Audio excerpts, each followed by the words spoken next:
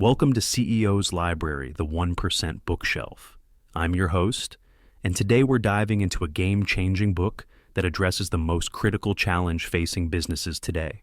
Have you ever wondered why some companies consistently deliver on their promises while others fall short? Why do brilliant strategies often fail to produce results? The answer lies in a concept that's surprisingly overlooked in many boardrooms and executive suites across the globe. The gap between promises and results is widespread and clear. The gap nobody knows is the gap between what a company's leaders want to achieve and the ability of their organization to achieve it. These words, penned by Larry Bossidy and Charan in their groundbreaking book, Execution, the Discipline of Getting Things Done, cut to the heart of why so many businesses struggle to turn their visions into reality. Today we're going to explore this crucial missing link between aspirations and results: execution.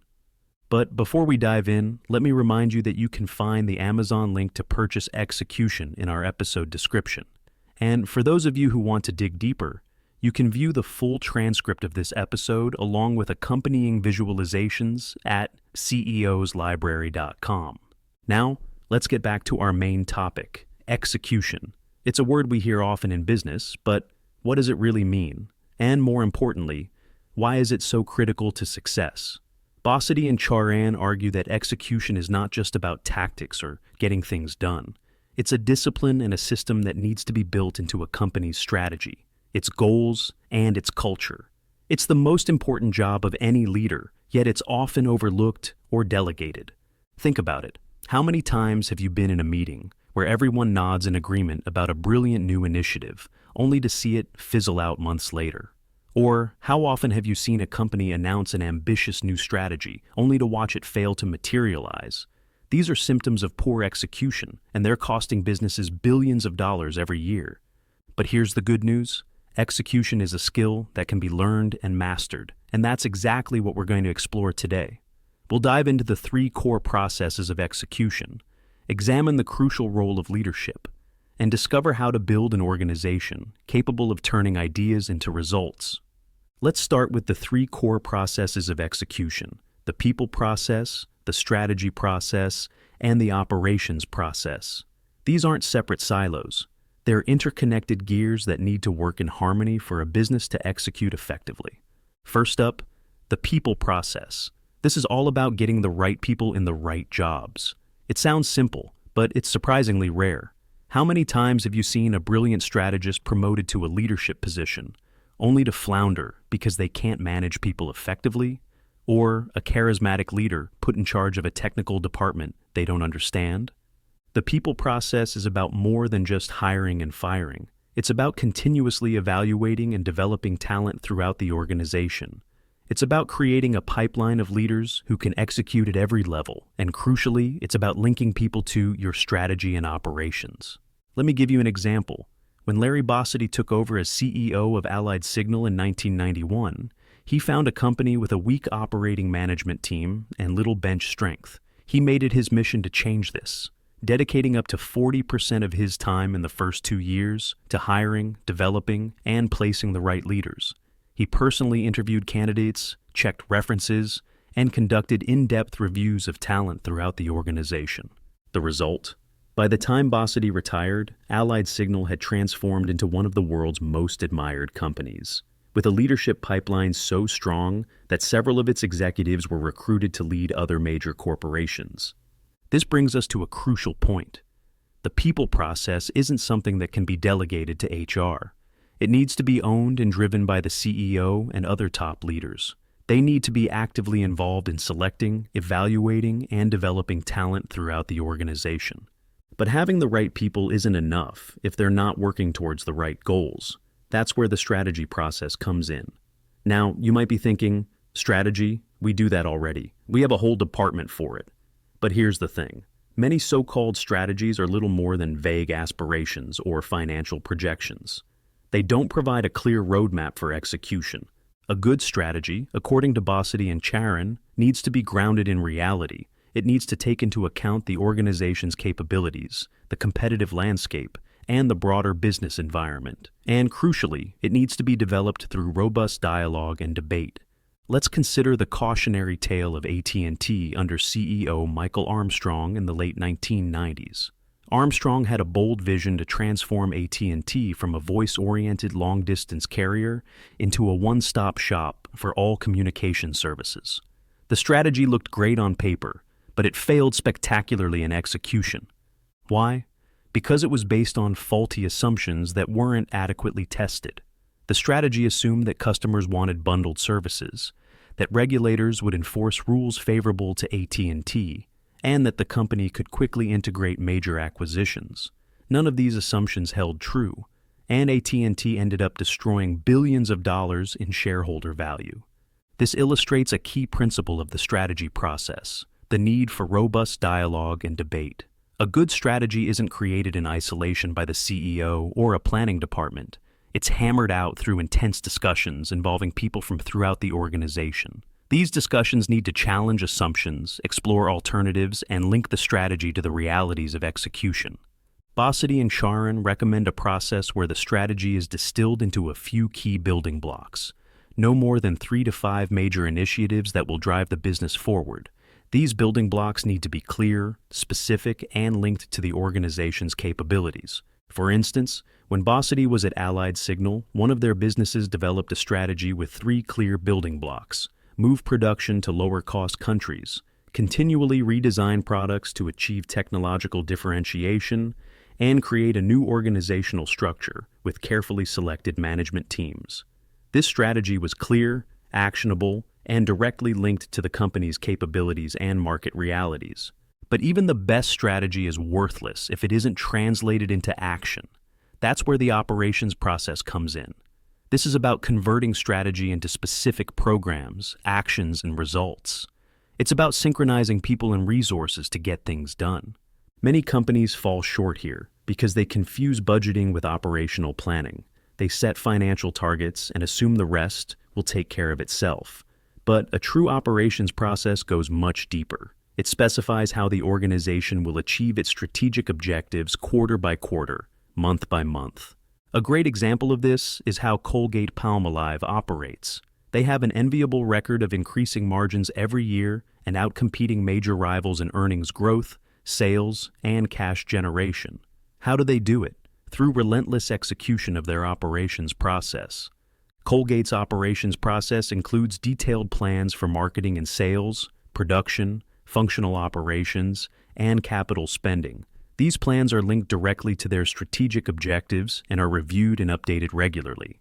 They have a global group dedicated to generating ideas for growth and productivity, ensuring a constant pipeline of initiatives to drive the business forward. But here's the crucial part. All of these plans are integrated and synchronized. The sales plans align with production capacity. The marketing initiatives are coordinated with supply chain capabilities. And everything is linked back to the overall strategic objectives and financial targets. This level of synchronization doesn't happen by accident. It requires intense engagement from leadership, which brings us to our next major topic, the leader's role in execution. Bossidy and Charan are unequivocal on this point. Execution must be driven from the top. The leader of an organization can't delegate the responsibility for execution. They need to be deeply engaged in the core processes of people, strategy, and operations. This doesn't mean micromanaging. It means setting the tone, asking the right questions, and ensuring that the organization has the capabilities it needs to execute. It means being present and engaged, not aloof and detached. Consider the contrasting examples of 2 leaders we discussed earlier: Michael Armstrong at AT&T and Larry Bossidy at Allied Signal. Armstrong delegated much of the execution of his strategy, focusing more on the big picture and external relationships. The result was a disconnect between strategy and execution that ultimately led to failure. Bossidy, on the other hand, was deeply involved in all aspects of execution. He personally led the people process, ensuring that the right leaders were in place throughout the organization. He was actively engaged in strategy discussions, challenging assumptions, and ensuring that plans were realistic and actionable. And he drove the operations process, regularly reviewing progress and holding people accountable for results. This level of engagement allows leaders to create the right culture for execution. Culture isn't about slogans or mission statements. It's about behaviors. what people do day in and day out. Leaders shape these behaviors through their own actions, through the questions they ask, and through what they choose to reward and punish. A culture of execution is characterized by several key behaviors. First, there's a focus on reality. People in these organizations confront the brutal facts, even when they're uncomfortable. They don't sugarcoat problems or shy away from difficult conversations. Second, there's a commitment to robust dialogue and debate. Ideas are challenged, assumptions are questioned, and different viewpoints are welcomed. This isn't about consensus. It's about surfacing the best ideas and making sure plans are realistic and well thought out. Third, there's a strong emphasis on follow-through and accountability. People make clear commitments and are held responsible for delivering on them. Excuses aren't accepted, and success is rewarded. Creating this kind of culture requires more than just words. It requires consistent action from leaders. They need to model the behaviors they want to see. They need to engage in and encourage robust dialogue. And they need to follow through relentlessly, ensuring that commitments are kept and results are delivered. This brings us to one of the most powerful tools in the execution toolkit, the social operating mechanism. This is Bossidy and Charan's term for the meetings, reviews, and other interactions where the real work of execution happens. These aren't your typical corporate meetings where people present PowerPoints and nod politely. They're intense, interactive sessions where ideas are debated, plans are scrutinized, and decisions are made. They're where strategy gets linked to people and operations, where assumptions are tested against reality, and where accountability is established and reinforced. For example, at General Electric under Jack Welch, there were several key operating mechanisms that drove execution. There was the annual Session C, where leaders reviewed talent throughout the organization. There were quarterly operating reviews where business plans were scrutinized in detail. And there were regular strategy sessions where long-term plans were developed and refined. These sessions weren't just formalities. They were where the real work of running the business happened. They were where leaders at all levels learned to think strategically, to link their plans to organizational capabilities, and to execute with discipline and consistency. But creating these mechanisms isn't enough. Leaders need to use them effectively. This means asking the right questions, encouraging candid dialogue, and following through on decisions and commitments. For instance, in a strategy review, a leader might ask, what are the key assumptions underlying this plan? How have we tested these assumptions? What could go wrong, and how would we respond? In an operations review, they might dig into the details of how a plan will be executed. Who's responsible for each key action? What resources do they need? What obstacles might they face? And how will they overcome them? These questions aren't about micromanaging. They're about ensuring that plans are realistic and well thought out, that people have what they need to succeed, and that potential problems are anticipated and addressed. This level of engagement and follow-through is what separates leaders who execute from those who don't. It's what allows organizations to consistently turn their strategies into results. But even with strong leadership and effective operating mechanisms, execution can falter if the organization lacks the necessary capabilities. This brings us to our final major topic, building organizational capabilities for execution. Capabilities in this context aren't just about skills or knowledge. They're about the organization's ability to get things done consistently and effectively. They're about having the right people, the right processes, and the right systems to execute strategy. Building these capabilities starts with the people process we discussed earlier. It's about getting the right people in the right jobs, but it's also about continuously developing their skills and knowledge. This might involve formal training programs, but it's just as likely to involve on-the-job learning, coaching, and exposure to new challenges. For example, at Allied Signal, Bossidy implemented a rigorous process for developing leaders. High-potential employees were given challenging assignments that stretched their capabilities. They were provided with mentoring and coaching to help them succeed, and their progress was regularly reviewed and discussed at the highest levels of the organization. But capabilities aren't just about individual skills. They're also about creating systems and processes that support execution. This might involve implementing new technologies, redesigning work processes, or creating new organizational structures. For instance, when Dick Brown took over as CEO of EDS in 1999, he found a company with a deeply embedded culture that was resistant to change. To build the capabilities needed to execute his new strategy, Brown implemented a series of changes. He created new performance management and reward systems that linked compensation directly to results. He implemented new training programs to develop the skills needed for the company's new direction. And he redesigned the organizational structure to break down silos and encourage collaboration. These changes weren't easy, and they didn't happen overnight, but they were essential for building the capabilities EDS needed to execute its strategy and turn around its performance. One crucial aspect of building capabilities is linking rewards to performance. This isn't just about financial incentives, although those are important. It's about creating a culture where success is recognized and celebrated, and where people are motivated to deliver results. This requires a robust performance management system that clearly links individual and team performance to organizational goals. It requires leaders who are willing to have tough conversations, to recognize and reward top performers, and to address underperformance promptly and fairly.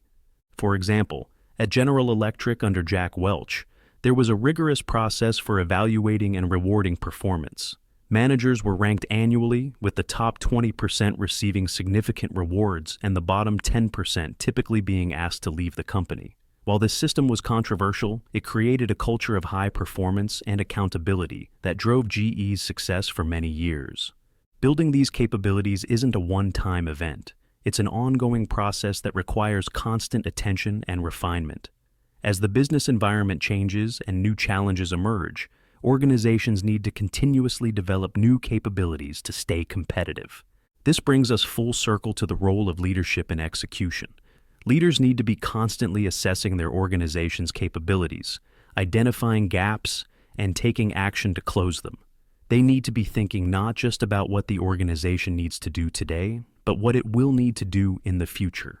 As we wrap up our exploration of execution, the discipline of getting things done, let's recap the key takeaways. First, execution is not just about tactics or getting things done.